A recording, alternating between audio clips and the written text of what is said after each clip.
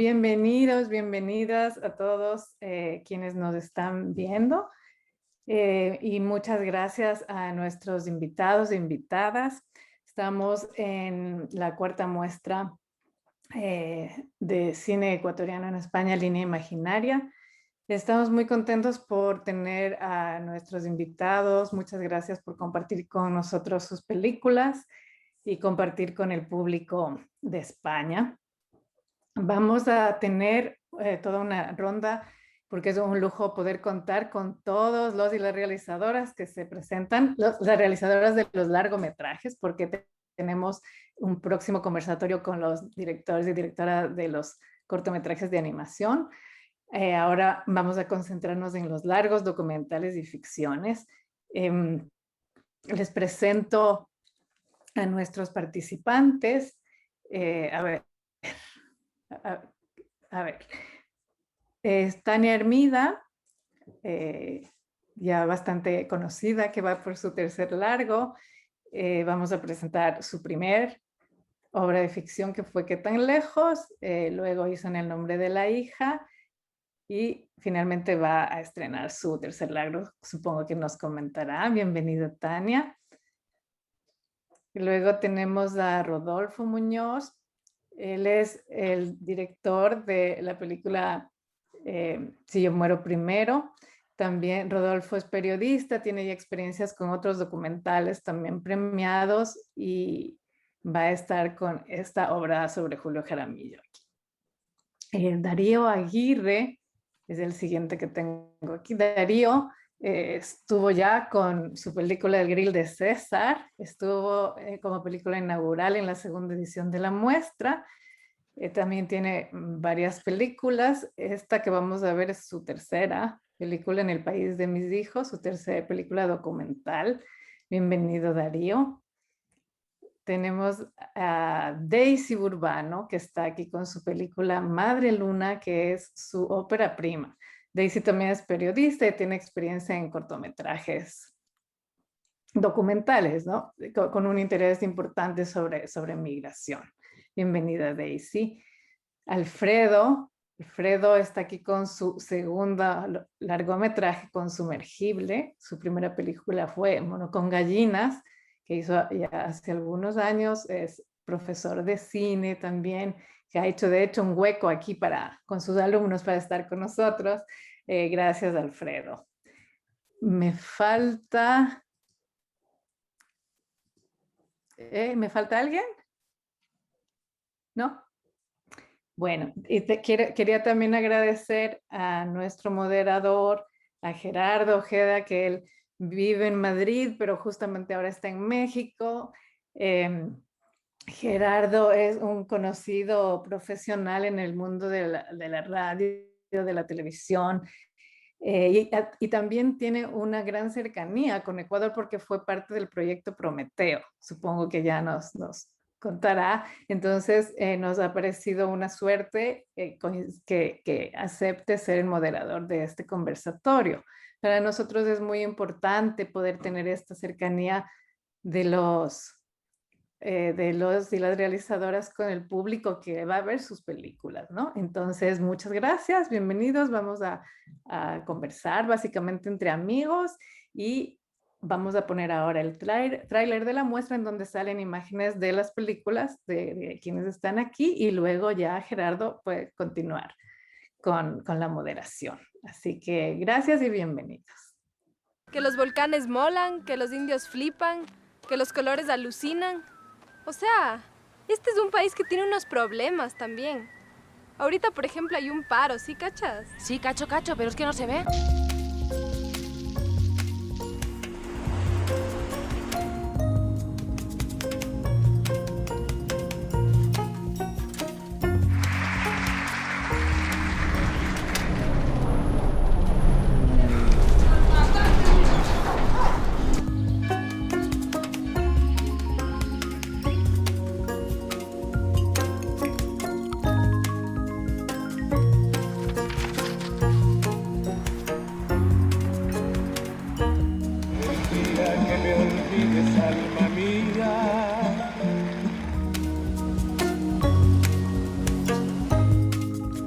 255 euros. Cuesta nacionalizarse. Eso nomás.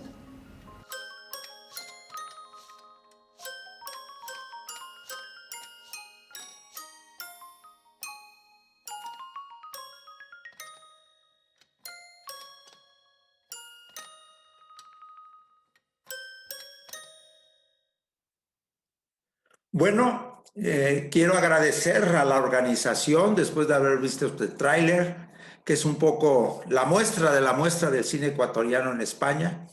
Yo quisiera dándole otra vez las gracias a la organización, a Línea Imaginaria, el que me hayan invitado.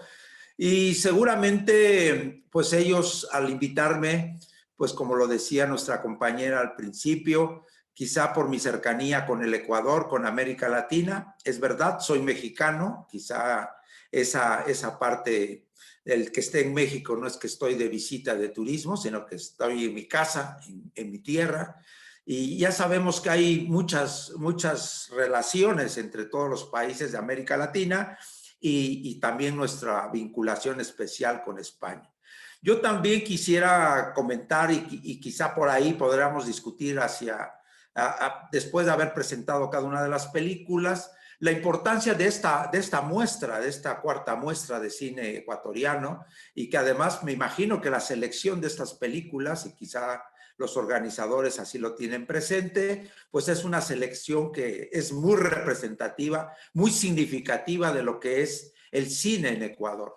Es verdad que en el año 2014, que es cuando yo estoy en Quito, Ecuador, pues descubro esa cinematografía, esa bella cinematografía, a pesar de que mi formación también es de cineasta, porque yo estudié en Francia, en la Universidad Sorbona Nueva, me especialicé en edición cinematográfica, pero pues como soy una persona ya de cierta edad, estoy hablando de los años 70, pero ya a partir de ese trabajo de la cinematografía me dediqué más a todo lo que era el cine educativo, porque en aquellos tiempos la televisión escolar en Francia se hacía a través del cine y se montaba como en las formas clásicas y no como todos estos procedimientos digitales.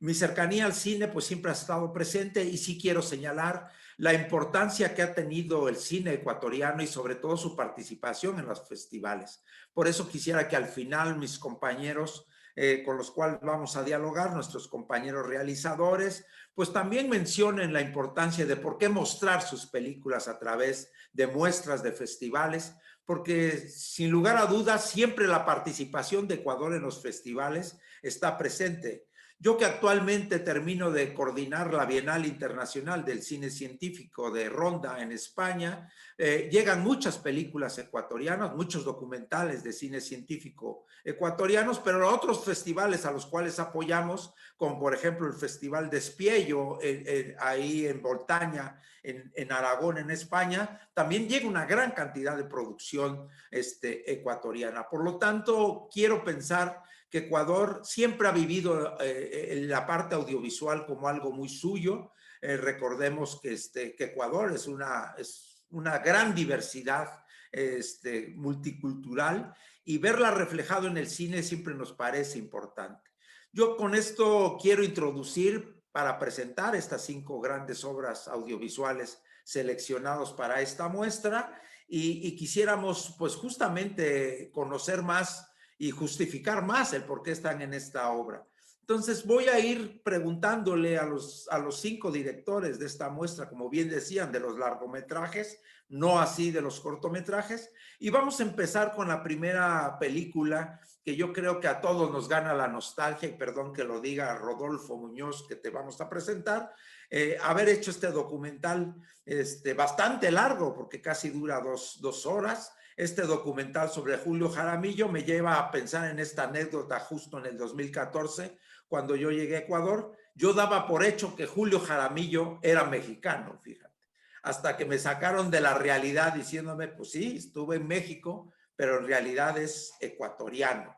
Y yo creo que este documental que has hecho, que es un documental para mí por lo menos muy nostálgico, ¿no? Es un descubrimiento de un cantante que después también fue compositor, evidentemente, pero a lo largo del documental hemos podido ver un poco esa evolución histórica. Te acercas más a la parte musical e incluso lo considero, pensando desde este punto de cine científico, veo que hay una investigación documental, una documentación entrevistándose a muchas de las personas que conocieron la figura de Julio Jaramillo. Vamos construyendo, como en esa película de Ciudadano Kane, vamos construyendo al personaje a través de sus melodías. No tanto de su vida personal, sino a través de sus melodías. Y yo creo que esta parte es la fundamental. El conocer y ser sensibles a esa música. No sé si esa fue tu intención, Rodolfo, perdón, si realmente quisiste extraer esa grandeza de la voz de Julio Jaramillo a nosotros a través de las canciones, porque ni siquiera hay una descripción de las canciones. Es simplemente que cuando se van poniendo a lo largo de los diferentes países latinoamericanos donde él estuvo, pues siempre la voz de Julio Jaramillo es indiscutible. No sé si inclusive nos puedas hablar un poco del porqué de esa larga duración, por qué hacer un largometraje, un documental tipo largo, porque quizá la obra era muy grande y quizá no tenías esa posibilidad más que de querer meter muchas de las cosas que descubriste en el documental, y quizá también quedaron muchas otras cosas que seguramente ya no entraron en las películas y que deben de ser también material muy valioso. Rodolfo, bienvenido seas a esta muestra. Gracias por participar en este coloquio, y sí nos gustaría, y por lo menos te damos unos 6, 7 minutos para que nos puedas contar cómo es que llegas y cómo es que te planteas la realización de esta obra audiovisual 100% documental. Gracias, Gerardo, y gracias también a Línea Imaginaria. Feliz de juntarme con estos valiosísimos directores y poder compartir algo de mi película documental. Sí, yo soy parte de los nostálgicos que conocimos a Julio Jaramillo en La Rocola, ¿no? La Rocola es el espacio más importante para los jóvenes, para los adolescentes, porque allí empiezas a descubrir qué está ocurriendo en el mundo. La Rocola tiene un carácter especial, es non santo. Allí se puede decir palabrotas y se puede también llorar a moco suelto, porque hay de por medio alguna tragedia alrededor del amor, de la vida, de la traición, de la esperanza, en fin. Y Julio Jaramillo era figura protagónica en ese espacio. Pero en mi adolescencia descubro que Julio Jaramillo no solo era Fatalidad, Nuestro Juramento y 5 centavitos, que Jaramillo era mucho más. Tuve la oportunidad de pasar unas largas vacaciones en Venezuela, por lo menos 3 años de investigación, hasta establecer una red de contactos con todos aquellos que teníamos la posibilidad de consultarles de modo directo, dado que vivieron con Jaramillo una u otra experiencia. Pero también estábamos ante la posibilidad de que muchos en ese tiempo mueran. Era comprensible porque Jaramillo ya, para cuando empezamos a investigar el documental, ya habría tenido aproximadamente 80 años. Entonces tuvimos esos apuros y desarrollamos una investigación lo más rápida con equipos que fuimos constituyendo en el Cono Sur, en Argentina, en Uruguay, fuimos constituyendo también en México, en Venezuela, en Colombia, que eran países donde creíamos que podíamos conseguir información valiosa.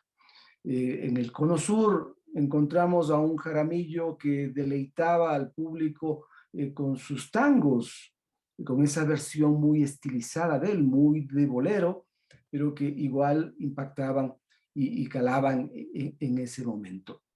Entonces, Jaramillo nos va dando a lo largo del proceso una serie de cosas que resultan novedosas. Encontramos que es alguien que es idolatrado, no así en Ecuador. Encontramos en otros países a un idolatrado. En Venezuela, por ejemplo, cada año ocurre siempre en la fecha de su nacimiento, una misa que celebran en una vieja iglesia del centro de Caracas, donde se rompe el rictus que suele ocurrir en una iglesia y los feligreses cantan, ¿no? las canciones más afamadas de Jaramillo. O encontramos también que en el cementerio de Guayaquil, donde están sus restos, la gente es capaz de bailar. Eso ocurre y esa imagen que tenemos un poco sacrosanta del espacio donde reposan los restos, termina siendo un salón de baile donde la gente desborda su alegría. Entonces, estábamos ante un fenómeno que había que entenderlo. ¿Y por qué no lo querían en el país como lo querían afuera?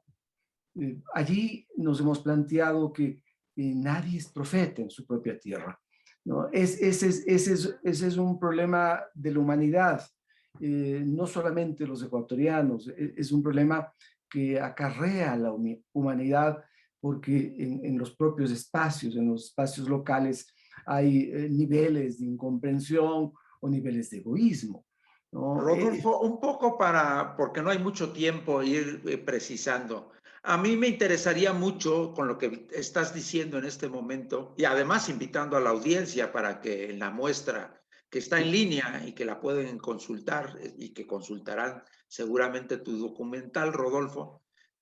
A mí me llamó muchísima la atención y con eso quisiera que concluyeras esta primera intervención tuya para poderle dar paso a los compañeros.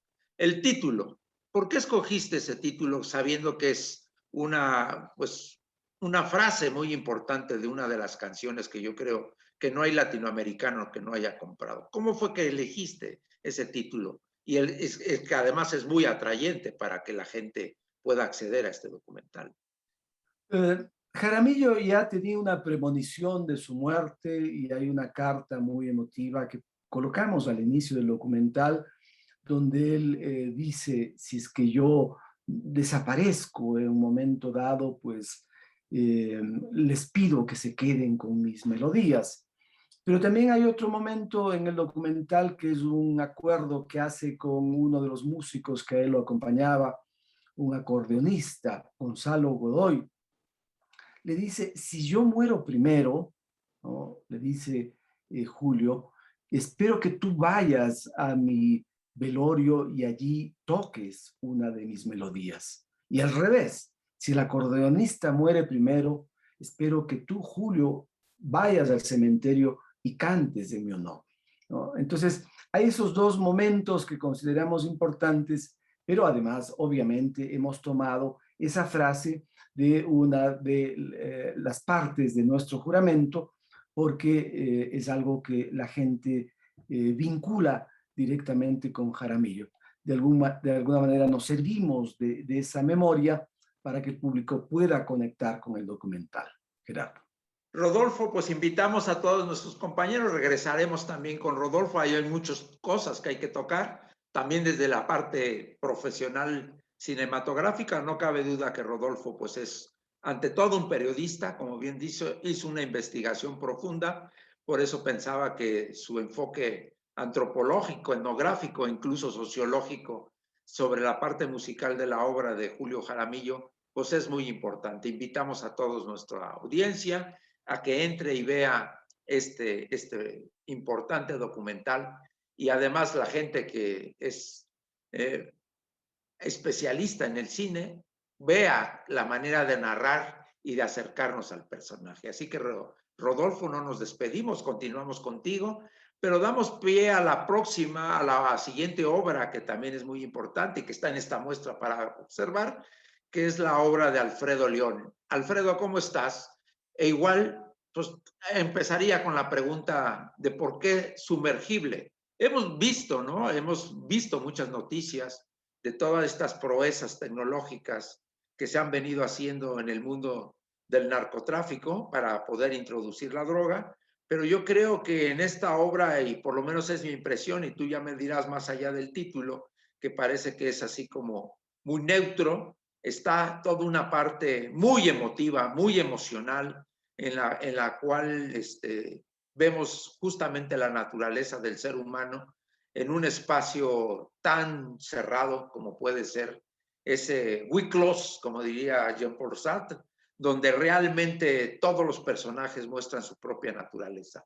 Así que, Alfredo, cuéntanos de dónde surgió tu obra, por qué este título, qué es lo que te lo inspiró y si quieres, de alguna manera, muy brevemente, las dificultades de realización y producción, porque sin lugar a dudas es muy compleja esa dirección de escena.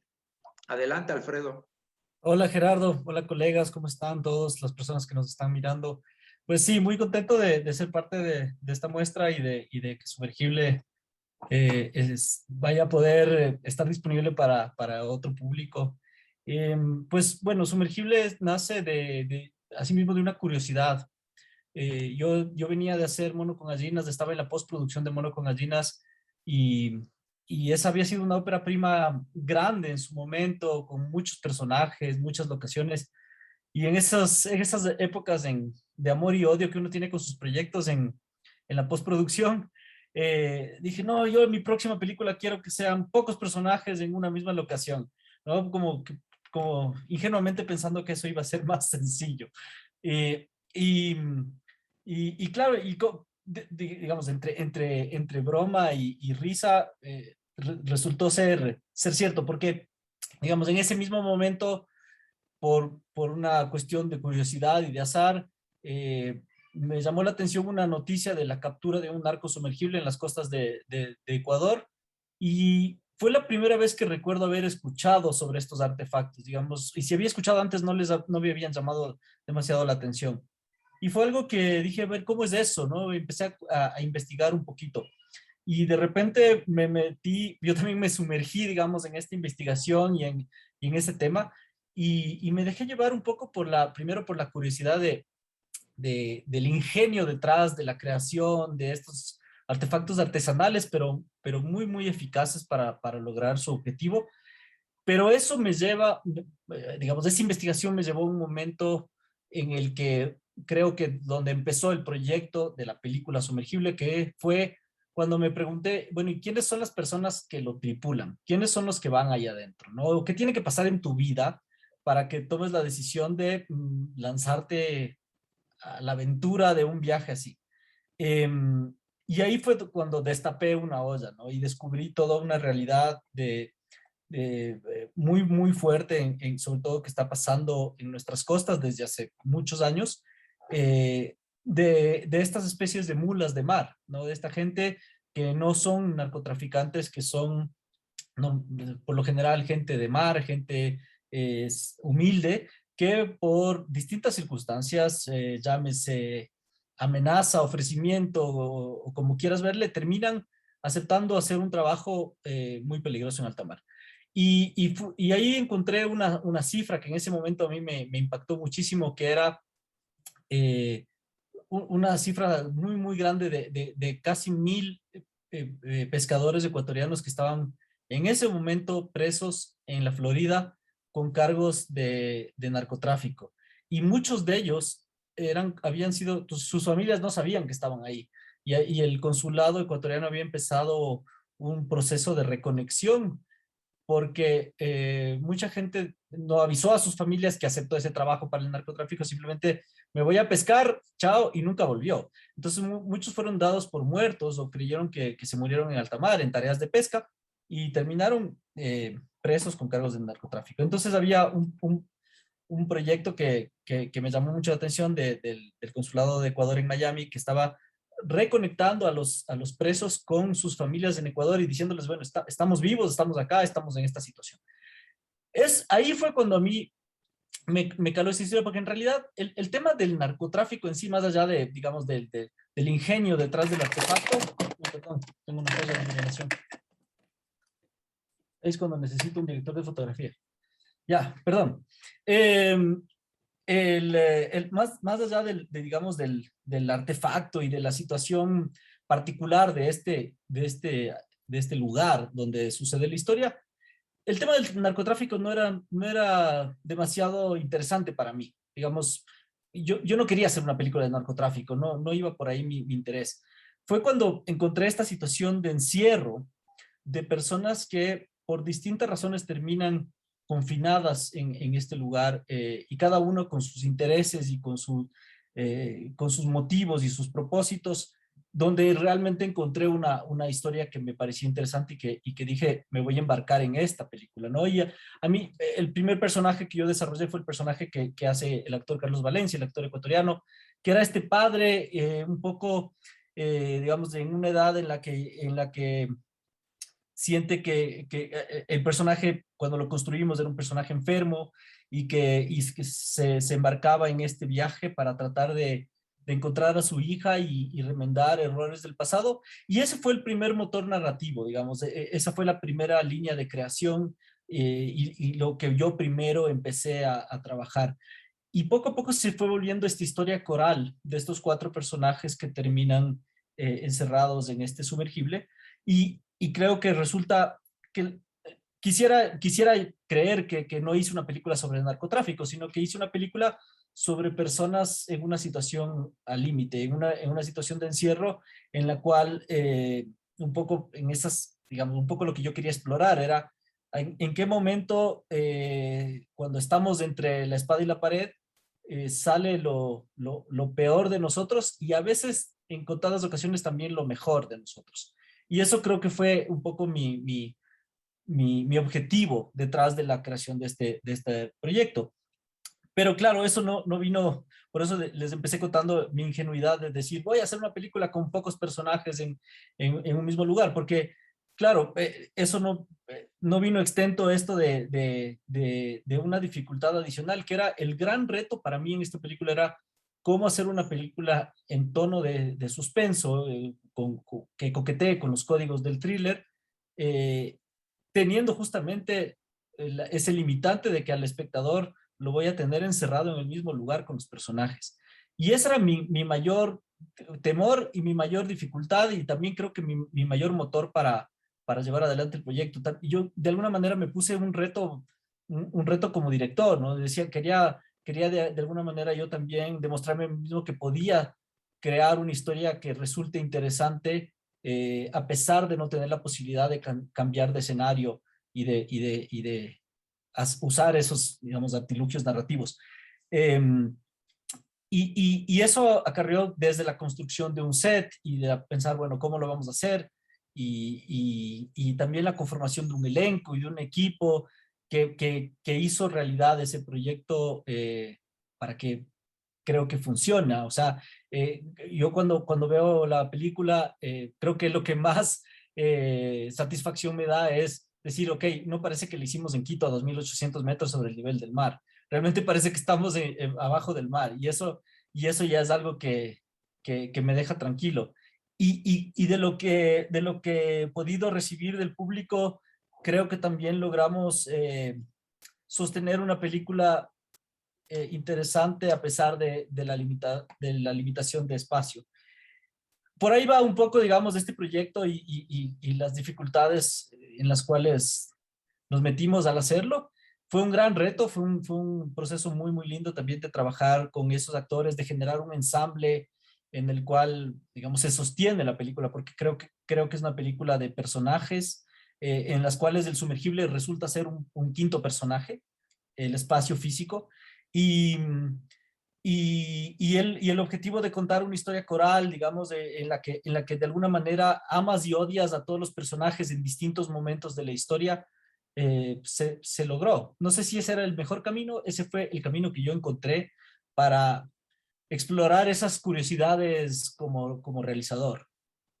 Muchas gracias, Alfredo. Sin lugar a duda, yo creo que esta explicación que nos das nos permite reflexionar y pensar mucho, ¿no? Por eso a mí el título me parecía evocador, y nos has dado una respuesta. E invitamos entonces a los espectadores a que se sumerjan, igual que se sumerge un submarino, igual que te sumergiste tú en esas historias humanas. Y es verdad, el narcotráfico, al final de cuentas, es lo menos importante, ¿no? Lo importante es cómo responden estos seres humanos ante lo que están realizando en ese momento. Sin lugar a dudas, pasamos del interior, Alfredo, de tu obra, una obra quizá muy interior, una obra muy exterior, y a lo mejor me equivoco, Tania Hermida, ¿no? Con tu película ¿Qué tan lejos? Esta película que también podrán ver en esta muestra, me nos parece también sumamente interesante, ¿no, Tania? A lo mejor yo simplifico y hago un esquema no nada diferente de lo que te podían o que ya te habrán dicho muchas veces. Esa mirada femenina de realizadora con dos personajes femeninos y que además buscan los exteriores. Es la mirada como de tres mujeres, ¿no? La tuya, la de lo que quieran expresar las actrices, esperanza y tristeza, y además pues ese gran espacio que representa el paisaje de Ecuador en esos viajes. Pero quizá ahí también lo importante es revisar no solamente en esos encuadres, esas panorámicas que realizas, sino en el interior de los propios personajes, esperanza y tristeza, y de lo que representan para ti. ¿Cómo surgió también esta película, Tania? Nos gustaría mucho saberlo. Y también, perdón que insista a todos, ese título de qué tan lejos, cuando en realidad, pues todos estaban muy cerca, ¿no? O no lo sé. Tania. Bueno, muchas gracias a la Línea Imaginaria por la invitación a participar en esta muestra. ¿Qué tan lejos? Es una película que está cumpliendo 15 años desde su estreno y ese es un momento que realmente a mí me agarró por sorpresa. Cuando empecé a hablar del pase en la Cineteca, me di cuenta que efectivamente habían pasado 15 años, 14 desde su estreno en España. Y eso es una ocasión de reflexión también, ¿no? Todo el tiempo que nos ha pasado y que le ha pasado a la película. Efectivamente, esta película, como mis otras dos películas, bueno, En el nombre de la hija, que salió en 2011, y la tercera, que se llama La invención de las especies, en la que estoy trabajando ahora en el montaje y la postproducción, son películas que, siendo muy distintas en temas y contextos, tienen como este ADN común, que es algo que quizá no es visible así a la primera, digamos, en la película, pero que es su alma, ¿no? Que es en realidad una reflexión sobre el lenguaje y sobre las historias mismas, una reflexión sobre el poder de la palabra para volver a nombrar el mundo cuando las certezas se han visto desmontadas a lo largo de una historia, ¿no? En el caso de Qué tan lejos, las protagonistas, Tristeza y Esperanza, una española y una catalana, para quien no ha visto la película, hacen este viaje que, como toda película de carretera, como todo road movie, es un viaje de aprendizaje, ¿no? Es un viaje en donde se desmontan las certezas, en donde se pierden los personajes y tienen que repensarse. Y en ese proceso de repensarse es una película que, al igual que mis otras dos películas, dialoga con otros textos, con otras obras, dialoga con otras películas, incluso hace pequeñas citas de otras películas dentro de la película, porque hay, hay, una, hay una constante que es un poco un ejercicio de metalenguaje, de jugar con el acto mismo de narrar, de jugar con el acto mismo de nombrar, ¿no? Y eso que, como digo, no es visible así tan fácilmente en la película, ese es en realidad el hilo que teje toda la historia, ¿no? Y eso, un poco por la reflexión que he hecho ahora que estoy editando mi tercera película, esa es como una constante en mi trabajo, ¿no? La reflexión alrededor de la amistad y de la palabra poética. No la palabra poética entendida en términos literales, ¿no? Sino la palabra poética entendida como la posibilidad de volver a nombrar el mundo, de volver a narrarlo. Entonces, por ahí va la película, ¿no? Y bueno, la película es una obra que desde el principio y en realidad al comienzo, de manera sorpresiva para quienes la hicimos incluso, tuvo un encuentro muy, muy cálido con el público, ¿no? Tanto en Ecuador como en los otros países donde se estrenó, y se ha mantenido viva durante 15 años. Y una de las cosas que aprendí en ese proceso, creo que nos pasa a todos, es que a partir del momento en que uno la lanza, la película ya no es de uno y no es lo que uno quiso hacer y tejer y decir, sino lo que el público hace con la película y lo que el público le devuelve a una como realizadora también a partir del encuentro con la película, ¿no? Y esa vida que tiene la película es un aprendizaje para uno también, el diálogo con el público, el intercambio permanente con la gente que la ve, que la analiza, que habla de ella. Entonces, para mí es una ilusión enorme que la película se vaya a exhibir en la Cineteca de Madrid, que es un espacio entrañable yo creo que para las y los cineastas de todas partes, y que vaya a tener una función ahí es un motivo de celebración, sin lugar a dudas. Y nada, espero que la gente vaya, que la vuelva a ver y que nos devuelva también su propia lectura de la película 15 años después. Solo para terminar, el otro día me decía un colega una cosa que también me invitó a mí a la reflexión, ¿no?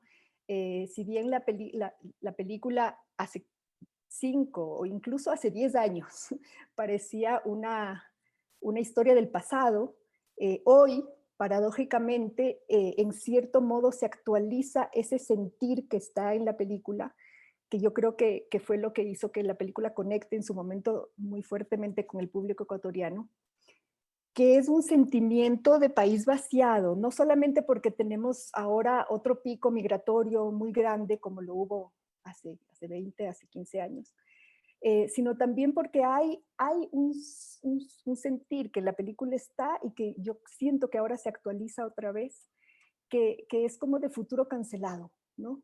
Y eso, viendo la película ahora, siento que es como que no hubieran pasado los años, ¿no? En cierto modo. Así que nada, me encantaría saber cómo el público la ve ahora, y nada, estaré expectante para recibir ese feedback. Sin lugar a dudas, Tania, sin lugar a dudas, yo creo que haber retomado esta película de hace 15 años con esa mirada y hoy justamente pues se habla, ¿no? En todos los lados esa visión feminista, esa parte de la visión de la mujer a través del cine, que anteriormente nos parecía como algo anecdótico, hoy día es muy permanente y no en sí, pues, y ni en vano, pues estamos descubriendo a muchas de las realizadoras latinoamericanas que existen, donde tú pues siempre has sido también parte de esa vanguardia. Y yo sí creo que bajo esta nueva mirada, y como bien lo has dicho y has reflexionado, sí es un nuevo modo de ver, ¿no? Ahora que se proyecta en Madrid, seguramente, y más con la visión de dos compatriotas españolas que recorren Ecuador, como han hecho muchas de las mujeres españolas que han pasado por América Latina, haciendo quizá ese mismo tipo de camino, seguramente será ejemplar.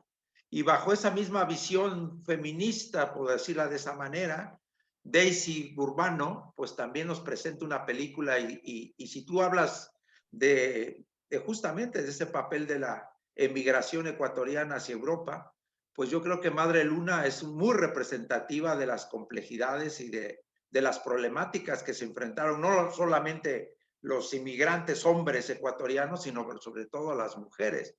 Habrá que contextualizar y seguramente, Daisy, pues tú contextualizas justamente el porqué de estas mujeres que tuvieron que salir de su país a buscar la vida, en este caso a Italia, ¿no? Y encontrar en esa emigración, en esa lucha diaria que tenían, pues encontrar y contar su historia, su propia historia del por qué están ahí y por qué es tan valiosa, ¿no? Es también un documental muy interesante en el cual pues nos estás mostrando justamente en cada una de esas historias que cuentas, nos acercas a esos sentimientos, porque yo creo que el cine ecuatoriano, como el cine latinoamericano en general, goza de expresar sentimientos, de expresar emociones, como hemos visto en los 4 ejemplos o en los 3 ejemplos que hemos ya comentado, cómo la naturaleza humana está ahí presente. Daisy, Madre Luna, pues también igual un título muy sugerente, muy bello, y cómo es que también lo planteas, ¿no? Seguramente es un título muy personal, ¿no es así, Daisy? Bueno, sí, muchas gracias por la invitación y por la pregunta y las lindas palabras hacia nuestro documental. Pues sí, ¿no? Madre Luna, además de ser mi ópera prima, se convirtió en mi amor-odio durante 3 años de que nos demoramos en la investigación, primero en una primera etapa, luego tratar de ya conseguir los personajes y claro, y ya empezar a armar la historia como tal, ¿no? Creo que Madre Luna, más allá de desnudar una mirada sobre esta realidad tan compleja y urgente. Yo creo que también es una interpelación, un llamado a reflexionar con empatía, ¿no? Para entablar un diálogo y comprender estas otras realidades. En el proceso de Madre Luna yo también me enfrenté al hecho de poder manejar en la narrativa esa delgada línea entre lo que era una investigación y lo que es hacer una película. Yo soy periodista, entonces mi primera escuela fue el periodismo, luego es que ya decidí estudiar cine. Entonces, como que, claro, yo descubría siempre más cosas que pasaban, pero traté de equilibrar en el documental un poco y hacer foco, ¿no? En estas pequeñas historias y estas escenas de vida de los personajes y de alguna manera mostrar su humanidad y su lucha, ¿no? Como tú mismo lo has dicho, uno de los temas fundamentales de Madre Luna es que aborda, ¿no?, el cuestionamiento a este sistema de protección de menores italiano, donde se vulnera los derechos de los niños. Muchos de estos niños fueron tratados como piezas mercantiles, ¿no? Y en la mayoría de los casos eran entregados en adopción sin ser previamente estudiado su caso. Entonces, de alguna manera, cuando nosotros viajamos a Italia, nos enteramos de la problemática ya bien, ¿no? Porque no se trata de una problemática que se la puede decir que es blanca o negra, o sea, tiene un montón de matices y de aristas. Estamos hablando no solamente de familias ecuatorianas, sino de familias latinoamericanas y de cualquier nacionalidad. También italianas les pasa esto, donde, claro, se podría decir, una de las motivaciones que a mí me guió a realizar Madre Luna era este hecho atentatorio contra la integridad familiar y el bienestar de los menores, aparentemente agravado por su condición de inmigrantes, mujeres víctimas de violencia, madres solteras y también familias y madres de bajos recursos, ¿no? También nos topamos con que muchos de estos procesos que los asistentes sociales tenían como el poder para decidir sobre el bienestar de los menores, tardaban muchísimos años, ¿no? Algunos tardan entre 4 a 10 años y los niños son encerrados en casas hogares y no pueden ver a sus padres máximo 1 hora a la semana, y eso depende de los requisitos que tienes que seguir, que te dicen las asistentes sociales. Entonces era muy injusto, era una realidad muy compleja, muy difícil de contar también, porque tampoco te dejaban grabar en el preciso momento que estaban pasando las cosas. Entonces, sí, nos enfrentamos a un montón de cosas, algunas dificultades en el momento del rodaje, pero bueno, yo creo que el cariño que le tomamos a la película, también el compromiso a sumarnos a esta causa, a esta lucha de estas mujeres, porque fueron ellas las que salieron a los medios, las que salieron a las calles a protestar y a decir que se les estaba tratando injustamente y que sus hijos estaban siendo llevados injustamente por los jueces, por las asistentes sociales. Entonces, nosotros nos sumamos a esta voz de lucha con el documental y tratamos de ser como esta voz que trata de visibilizar un poco esta realidad tan compleja, ¿no? Pero como te digo, es tan enorme que yo creo que esto solo es una puertita para invitar al público a que vea Madre Luna y que también se empiecen a comprometer y a investigar dentro de sus realidades, que esto no solo pasa en Italia, sino pasa en algunas partes, ¿no? Y hay que entenderlo con mucha empatía. Y en cuanto al título, el título nace por uno de mis personajes principales, que es Betty. Ella sabía cantar esa canción, Señora Luna, usted que gira por todo el mundo. Y pues ella fue la que me dijo, ¿por qué no le pone Madre Luna al documental, Daisy, que no sé qué? Y sí, pues nació así porque ella decía que cada vez que ve la luna, sus hijos la pueden ver en la luna, o sea, era como un símil tan simple, tan sencillo, pero tan hermoso que hizo ella. Y claro, todo el equipo dijimos, sí, tiene que llamarse Madre Luna, y ahí fue cuando empezamos a buscar la canción y todo, y así quedó el documental, ¿no? Además que tiene que ver la luna con la feminidad, con esta conexión también, entonces nos pareció como súper bonito. Ajá, y así nació el doc.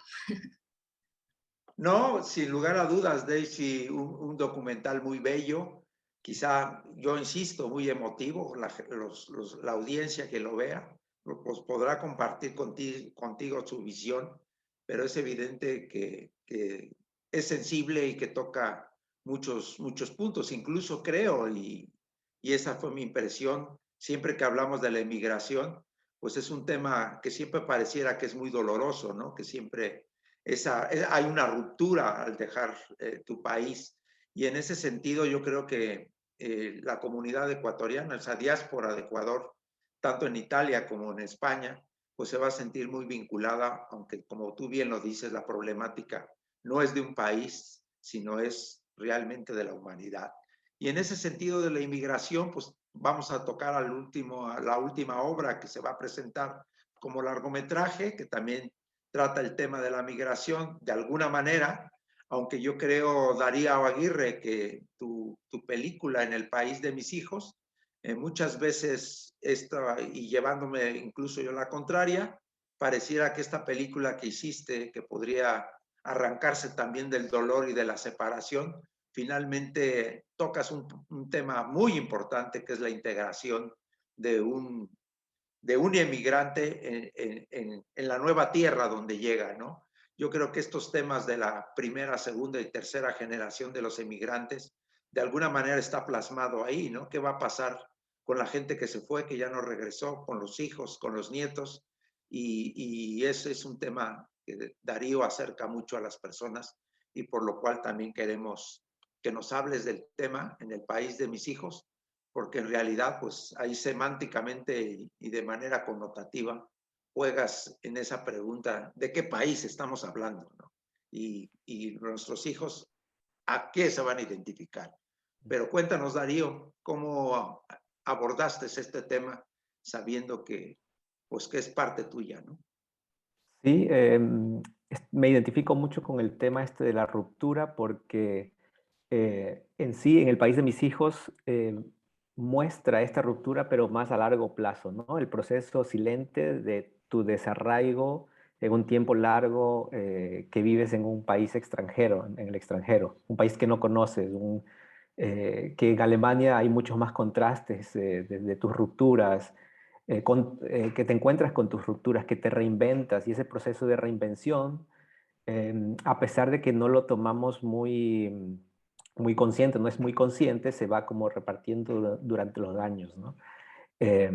Entonces, me identifico mucho con esto y nace en realidad la película en base a una suposición del alcalde de Hamburgo en ese tiempo que me envió una carta proponiendo, como a muchos extranjeros más en Hamburgo, que aplique para conseguir la nacionalidad alemana, ¿no? Ese era el inicio. Pero lo que me llamó la atención de esta carta era que su primera oración era, si le preguntan a usted en dónde se siente en casa, seguramente va a decir Hamburgo. Esa era su primera oración para saludar al extranjero. Y yo dije, a ver, ¿me siento en casa en Hamburgo? ¿Me siento en casa en Ecuador? Tampoco. ¿Me siento en casa quizás más en el aeropuerto, pues en el entremedio? Y esa irritación que tuve de no saber, de no dar una respuesta tan clara como este alcalde la tenía, me puso intranquilo y dije, a ver, ¿qué pasó para que yo no pueda ya decir quién soy ni de dónde soy, ¿no? Entonces, ese fue como el motor que me empujó a meterme en este tema, claro, por mucho contacto con otros extranjeros, también sabía que era tema, pero se hablaba muy esporádicamente y con conversaciones muy dispersas. Entonces intenté hacer una película que trata de transmitir la sensación de este proceso, de esta metamorfosis desde cuando llegas hasta cuando te defines, por lo menos en papeles, como de otro país, ¿no? Eso es lo que intenta En el país de mis hijos, y a través del título justamente crear a través del idioma una cierta distancia con la palabra país, ¿no? Con el significado que tiene para un estado o para una persona lo que es un país, un estado. Sí, ese es más o menos el marco en que me fui moviendo pues con la película, y fue un proceso muy, muy difícil, más que nada en la postproducción, el recapitular cosas que habían pasado hace mucho tiempo, e ir encontrando una dramaturgia a eso, y buscar material también de archivo que tenía, que ya me había olvidado que existía, pero que definían o por lo menos transmitían una sensación, una sensación de búsqueda, por lo menos, con mis trabajos anteriores, en la que se definía esta búsqueda no solamente a través del cine, sino también que el cine lo utilizaba como una forma de reflexión, de orientación en esta vida en el extranjero, ¿no? Entonces hay partes de este material de archivo, cuando estoy de 19 años, todavía con pelo, y más que nada que se ve que existe una necesidad de expresión, porque la cámara es mi mejor amigo en ese momento, en ese lugar que soy nuevo, ¿no? Entonces, es una película desde ese punto de vista compleja, en el sentido de que tiene muchas capas que puedes ir identificando, pero en total creo que transmite justo ese proceso, no solamente de vivir fuera de tu país, sino que más que nada de darte cuenta tu proceso porque yo vine a los 19 a Alemania, de tu proceso de haber llegado con 19 y luego, después de 15 años, tener este proceso de nacionalización y de convertirte en adulto, ¿no? No puedo decir que soy totalmente adulto, pero sí estoy ya en una situación distinta a la que estaba a los 19 años. Entonces, ese proceso de convertirte también en adulto es algo que se puede sentir a través de la película, ¿no? Entonces, sí, eso más o menos en un marco de las temáticas que plantea En el país de mis hijos. Gracias, Darío. Pues se nos ha pasado rapidísimo el tiempo y nos quedan unos 15 minutos. Y vamos a dar pie rápido también a las preguntas que llegaron de la gente que nos está siguiendo a través de Facebook Live. Y estas preguntas, pues, van muy dirigidas a ciertas personas, y sí nos gustaría que de manera breve, pues también para hacer una reflexión final sobre todo la presentación de esta muestra de Ecuador, que es fundamental al público español, pero sobre todo también a la comunidad, a la diáspora ecuatoriana en Madrid y en España, que quizás los conozca a ustedes como realizadores, pero que reconozcan nuevamente la obra que ustedes han hecho. Vamos entonces a esa última parte con esa reflexión en torno a la visibilidad que tienen ustedes en los medios. Pero Alfredo León, hay una pregunta para ti. Yo creo que no quedó muy claro cuando dice cómo grabaste en medio del mar, en alguna locación específica, cuando nos dijiste claramente que pues habías montado en una escenografía, en ese decorado, habías montado lo que tú te imaginabas que pasaba en ese submarino. Pero no sé si quieras profundizar más sobre esta pregunta, Alfredo León, de manera Sí, claro. sencilla. Sí, claro, con gusto. A ver, la película se filmó en 25 días, que fue también un proceso súper rápido, de los cuales 23 estuvimos en un foro, en un set seco, digamos, sin agua, en Quito, en donde construimos una réplica del sumergible que estaba colocado en un sistema de gimbal que le permitía moverse en todos los ejes, y de esa manera, cuando estábamos dentro del sumergible, era como estar en un barco en alta mar. Tanto que los primeros días del rodaje nos daban mareo de tierra y todo, era como realmente subirse todos los días a filmar en un barco. Ahí estuvimos casi la totalidad del rodaje, excepto cosas muy puntuales que hicimos fuera de ese set. Una fue con una réplica de una parte del sumergible que pudimos sumergir en una piscina, y que hicimos algunas tomas bajo el agua y de manera más controlada, y unos exteriores que se hicieron en las playas de Manabí, que se hicieron todas en un día y medio. Entonces fue, digamos, un proceso muy puntual, con equipo mínimo y reducido de hacer esas cosas fuera del estudio, pero digamos, el 99% de lo que ustedes miran en la película fue creado en un estudio mucho más controlado y seco. No sé si eso deja un poco más claro. De todas maneras, hemos compartido un montón de material del detrás de cámaras en las redes sociales de Sumergible. Ahí pueden ver algo del contenido y de cómo fue que hicimos la película. Muchas gracias, Alfredo. Pasamos a la siguiente pregunta que va dirigida a Daisy Burbano. ¿Qué dificultades tuviste con las autoridades de Italia al grabar el documental? ¿Alguna problemática en especial que hayas vivido, Daisy? No, como les comenté, bueno, a ver, sí, o sea, la dificultad más grande era que obviamente estábamos tocando un tema muy sensible, era una realidad que estaba pasando y y que obviamente ha pasado oculta por muchísimos años. Nosotros nos entrevistamos con varios abogados que manejaban muy bien la temática, porque para poder hacer la película tuvimos que asesorarnos con los mejores abogados, creo yo. Y claro, ellos nos decían, esto pasa, pero no es algo que se lo pueda decir así nomás.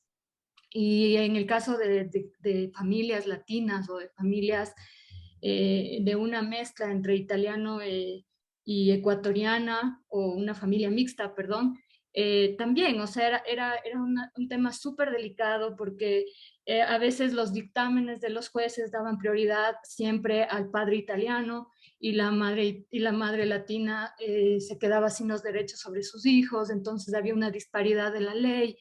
Les hacían firmar contratos y cosas a las madres latinas, y ellas no sabían qué firmaban porque estaba en idioma italiano y en idioma de leyes. Entonces obviamente no entendían lo que estaban pasando.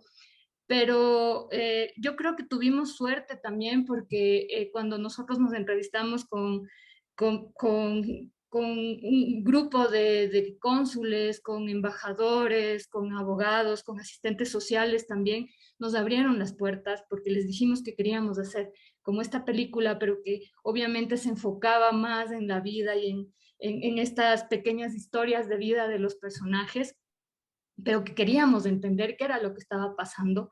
Entonces sí se nos abrieron las puertas. Nosotros tuvimos mucha suerte, yo creo.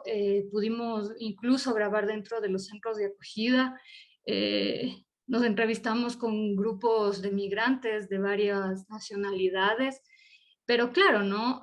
Hay que entender que este tipo de casos develan grandes vacíos que existen en la ley cuando se trata de proteger derechos en situaciones migratorias, ¿no? Y creo que también están involucrados varios estados, varias perspectivas, varios sistemas de regulación de derechos y visiones, y al mismo tiempo entran en colisión estos temas de soberanías, de derechos de Estado que no coinciden y que no saben cómo lidiar con personas de movilidad. Yo creo que el Estado ecuatoriano, de alguna manera, sí tuvo la voluntad política de ayudar a las familias ecuatorianas, pero esto no era obligatorio. Algunas familias pedían ayuda, otras empezaron a luchar por cuenta propia, y es como ven en el documental, ¿no? Hay familias que deciden hacerlo por sí solas, luchar, pagar un abogado y seguir con los juicios y procesos, y otras que piden ayuda directamente al consulado ecuatoriano, que era el único consulado en temas de Latinoamérica que se hizo presente, ¿no? Eso. Muy bien, pues yo continúo un poco con las preguntas, Rodolfo, aunque hay que ver el documental. Yo no le contestaría, pero hazlo tú, por favor. Te preguntan en cuántos países grabaron el documental y qué impresión tuvieron de la gente. Bueno, lo filmamos en México, Venezuela, Colombia y Ecuador, ¿no? Y la impresión que tuvimos siempre de la gente es que había muchísimo cariño por Julio Jaramillo. Él había podido entender la psicología de cada pueblo y era capaz de mimetizarse con esos otros pueblos, ¿no? Esos fueron los países donde se grabaron, y países donde todavía nos falta exhibir la obra y esperamos hacerlo en los próximos meses. Perfecto, Rodolfo, pues seguimos insistiendo que vayan a ver las películas. Tania, hay una pregunta también, ¿cómo es rodar? Más bien ella dice, ¿cómo verías tú si hoy volvieras a rodar esa película que hiciste con este nuevo enfoque del feminismo como protagonismo? ¿Cómo sería si lo tuvieras que rodar ahora? ¿Harías lo mismo o cambiarías o variarías algo? Bueno, la película tiene, desde mi perspectiva como guionista y directora, tiene un enfoque de género que está tejido en la historia, ¿no? Si bien el tema del feminismo ha cobrado mucha fuerza en los últimos años, a nivel latinoamericano, en España también, el tema del feminismo está con nosotros desde hace más de un siglo, ¿no? De modo que quienes hemos hecho cine desde hace ya tiempo y hemos reflexionado sobre nuestra propia mirada, hemos hecho necesariamente la crítica de la mirada patriarcal, no solamente en las películas que vemos, sino también en lo que escribimos. De modo que la película está atravesada por esa reflexión también, ¿no? Es parte constitutiva de esa historia. Y es muy difícil responder cómo uno volvería a hacer la película, porque no hay forma de volver a hacer la película, ¿no? La película tiene vida en el momento en que brota con todas las contradicciones y las complejidades de ese momento de creación y no puede volver a nacer. No hay segundas partes en el cine independiente, creo yo. Esa es mi respuesta. Muy bien, gracias Tania por este comentario. Yo creo que pues realmente pues seguimos insistiendo que entren a la página web de Línea de Cine de nuestra organización, de nuestra organización de Línea Imaginario Cinema. Pía Zurita, te saludamos desde Facebook, nos dice que gracias Línea Imaginaria por tener la oportunidad de reunir y conversar con estos cineastas. Y también, pues, otro comentario de Roberto Andrés Mendoza, que él coincide completamente contigo, Tania, de que sí, hay una gran línea imaginaria y hoy más que nunca hay que tenerla, porque pareciera que el futuro parece cancelado. Yo creo que podemos de esa manera ir terminando con una reflexión última de todos ustedes, de cada uno de ustedes.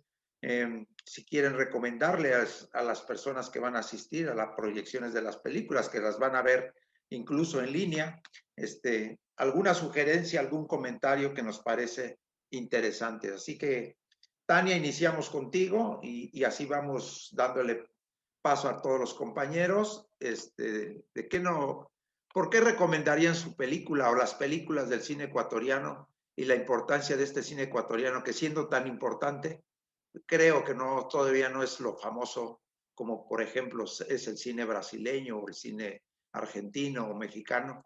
¿Cómo es que teniendo ustedes y siendo ustedes cineastas tan importantes, qué les recomendaríamos a nuestra audiencia del por qué tienen que ver su película y por qué tienen que ver cine ecuatoriano? Tania. Bueno, yo recomendaría ir a ver todas las películas. Creo que el cine ecuatoriano, que es un cine todavía en emergencia, tiene miradas y apuestas estéticas y narrativas muy diversas. Aquí mismo estamos 5 realizadoras, realizadores con apuestas muy distintas, cada una con su potencial, de modo que yo recomiendo verlas todas. Y una cosa que me parece clave es entender que una película, una obra cinematográfica no dura 1 hora y media, dura la vida entera, porque es la película más todas las conversaciones, por decirlo de un modo, que esa película genera. De modo que yo recomiendo mucho hablar de lo que vemos, ¿no? Y por eso me alegro mucho de haber podido hablar ahora con ustedes otra vez de mi película.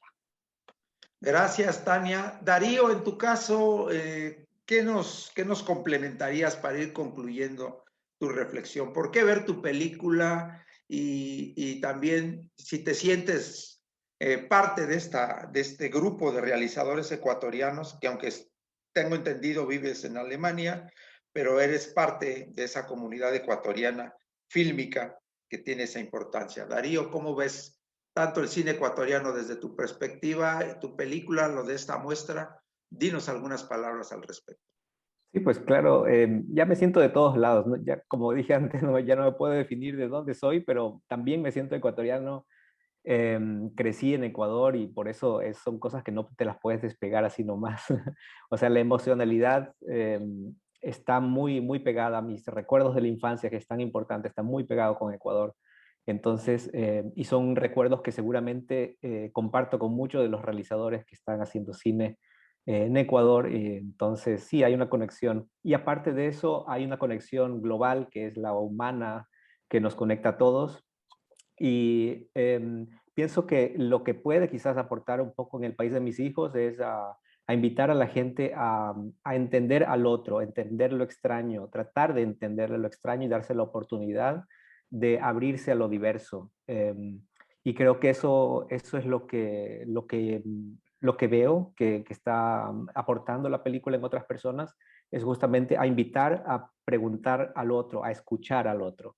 Entonces, sí, los invito pues a esto de aquí, a meterse en este mundo de entre nacionalidades, rituales y los distintos significados acerca de identidad.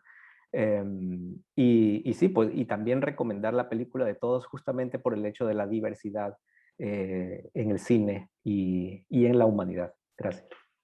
Gracias, Rodolfo. Perdón, gracias, Darío. Rodolfo, aparte de que ojalá sea así, que cuando proyecten tu película todos estemos cantando las canciones de Julio Jaramillo al unísono cuando vayan saliendo, pues dinos también, Rodolfo, ¿por qué es tan importante que la comunidad española o ecuatoriana o latinoamericana en Madrid vea esta película?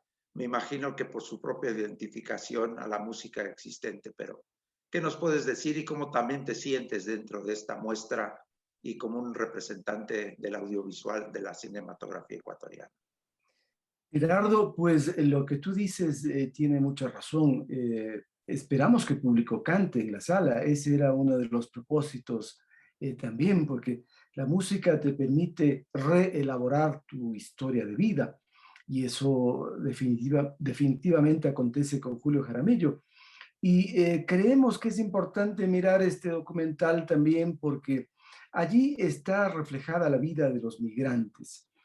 Hay países que en un momento dado resultan muy chicos y esos espíritus que quieren producir cosas importantes necesitan de espacios más grandes. Eso pasó con Jaramillo y me parece que al mismo tiempo lleva al espectador a reflexionar por qué tu propia localidad puede en un momento dado expulsarte, ¿no? Lo cual para nosotros resulta doloroso porque la migración no es un proceso fácil, pero por fortuna él migró para encontrar escenarios mucho más luminosos, más grandes, que le han permitido permanecer en historia. De modo que cuando usted vaya a mirar esta muestra magnífica que hoy nos propone Línea Imaginaria, en el caso de Si yo muero primero, espero que pueda reflejarse también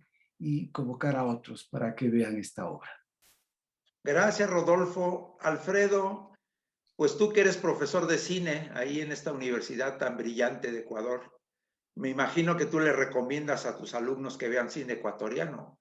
Entonces, con esa misma vehemencia que seguramente les dirás a tus alumnos, a tus estudiantes, ¿qué puedes decirles a esta audiencia potencial, a este público que seguramente asistirá a ver tu película y que les recomiendes que la vean?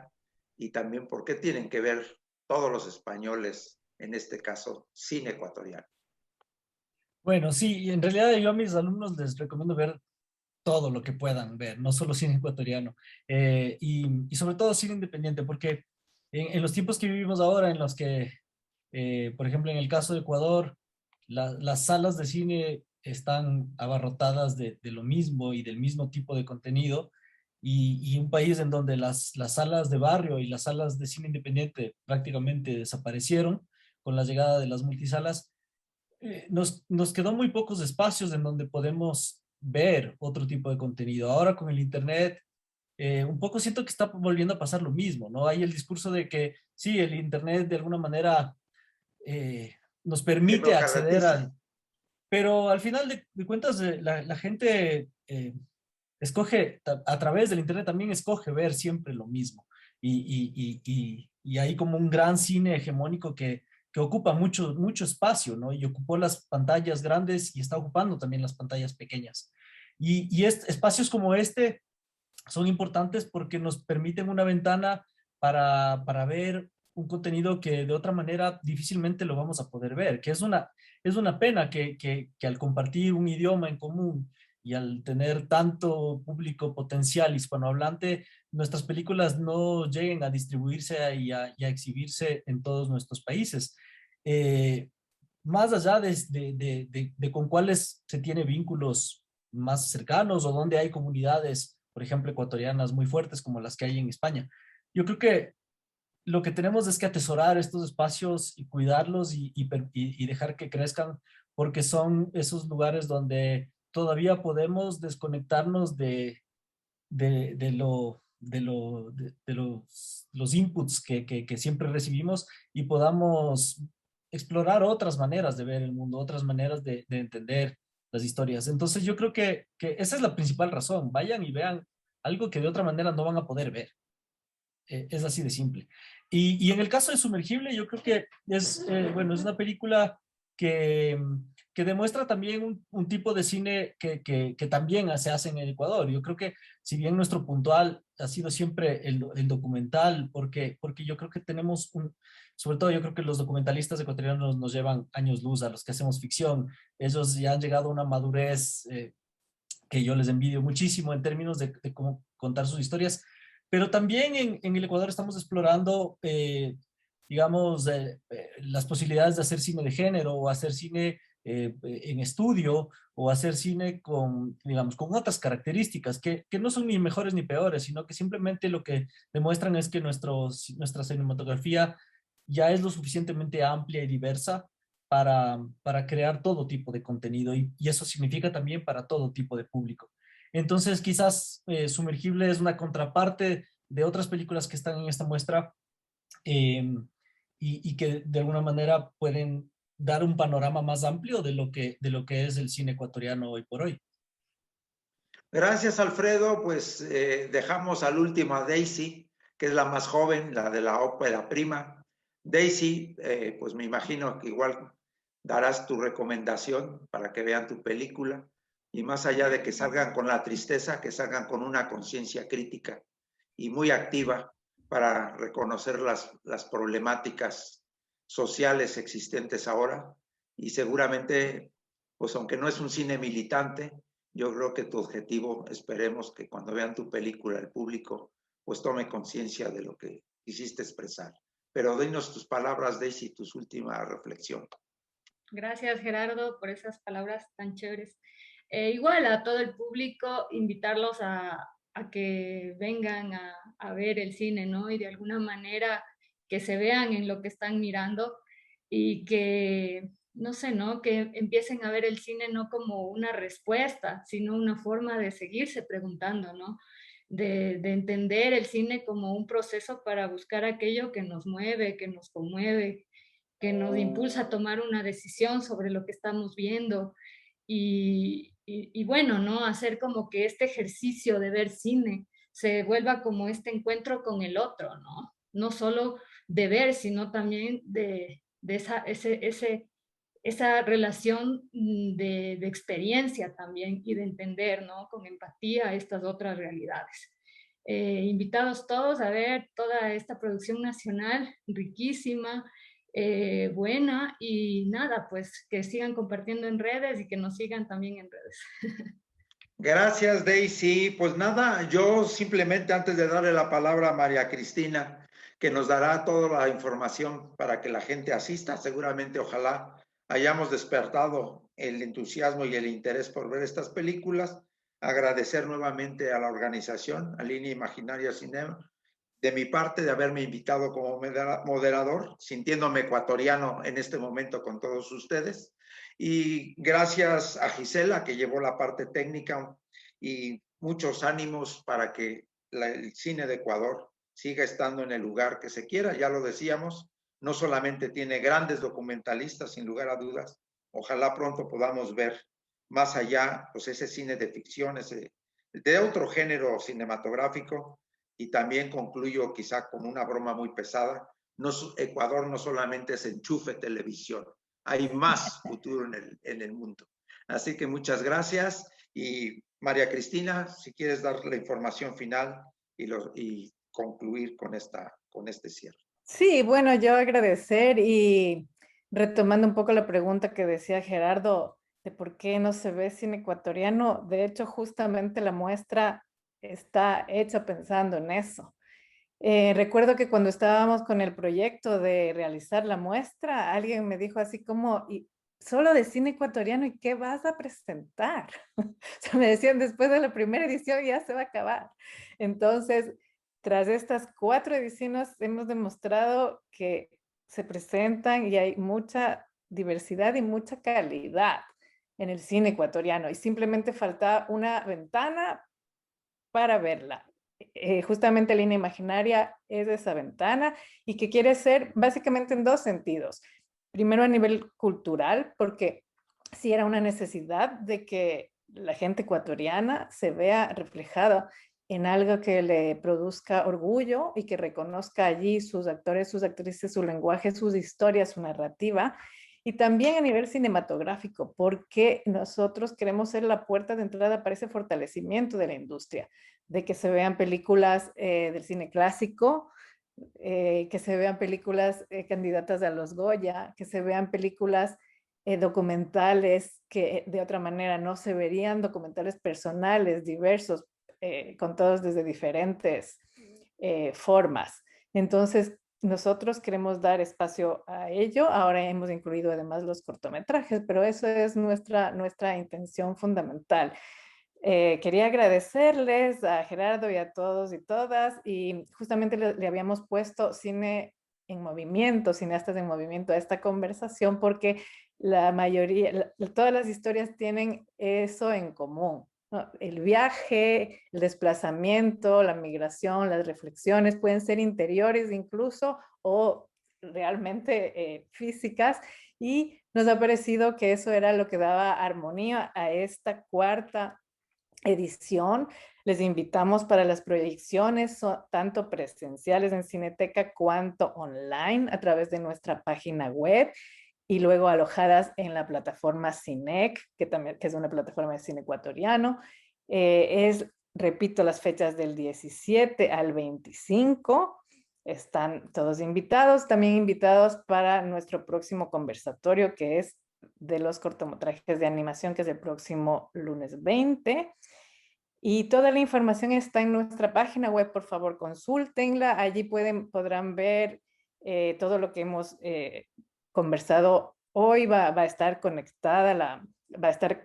cargada el conversatorio, y recordar esa riqueza que tienen las muestras de cine, como decía Tania, sobre las películas, que no solamente lo que dura la hora y media, sino también una muestra de cine es ir, ver las películas, encontrarse, conversar, tener reuniones como estas, verse con los colegas, reflexionar, seguir hablando, decirle a tu amigo que vuelva a verla. Yo creo que todo eso, y además de que de la gente, los españoles, los vecinos latinoamericanos, ecuatorianos, vayan y vean, se hable sobre cine ecuatoriano, se llegue a fortalecer la industria del cine también.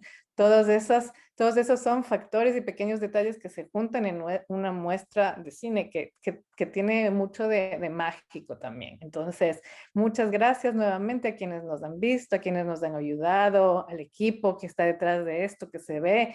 Así que nos seguimos viendo. Muchas gracias. Hasta luego. Adiós todos. Adiós.